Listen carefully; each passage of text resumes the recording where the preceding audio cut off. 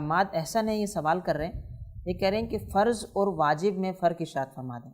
فرض اور واجب کے درمیان کئی اعتبار سے فرق ہوتا ہے۔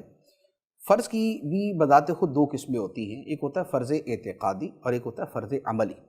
فرض اعتقادی وہ ہوتا ہے کہ جس پر سارے مجتہدین متفق ہوتے ہیں کہ یہ فرض ہے۔ فرض عملی وہ ہوتا ہے کہ جس کے بارے میں مجتہدین کے درمیان اختلاف ہوتا ہے، لیکن جو مجتہد اس کو مانتا ہے وہ اس طور پہ مان رہا ہوتا ہے کہ اس کے بغیر عمل اصلاً باطل ہوگا، یہ فرض عملی۔ واجب کا درجہ جو ہے وہ اس سے نیچے ہوتا ہے۔ واجب یہ ہے کہ اس کے بغیر وہ عمل شرعاً وقوع پذیر تو ہو جائے گا، لیکن اس میں کمی رہے گی، اور وہ ایسی کمی ہوگی کہ جس کا ازالہ کرنا ضروری ہوگا۔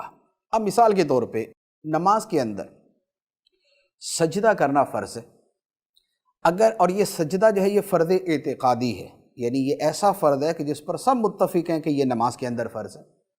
اب اگر یہ فرض رہ جائے تو اس کا نتیجہ یہ ہوگا کہ نماز اصلاً نہیں ہوگی، نماز ہوگی ہی نہیں۔ واجب کیا ہے؟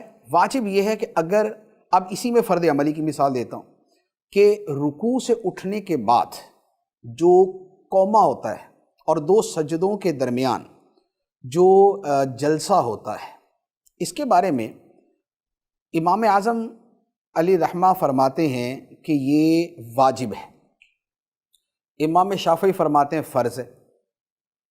اب امام شافعی کے نزدیک جس نے یہ چھوڑا اس کی نماز ہی نہیں ہوئی، لیکن امام اعظم فرماتے ہیں کہ جس نے یہ چھوڑا اس کی نماز ہو گئی، لیکن اس نے واجب چھوڑا ہے تو لہذا اب بھول کے چھوڑا تو سجدہ صاحب کرے، جان بوجھ کے چھوڑا تو نماز واجب الاعادہ، یعنی کہ دوبارہ پڑھنا ضروری ہے۔ تو اب آپ دیکھیں کہ اس میں فرق کیا ہوا۔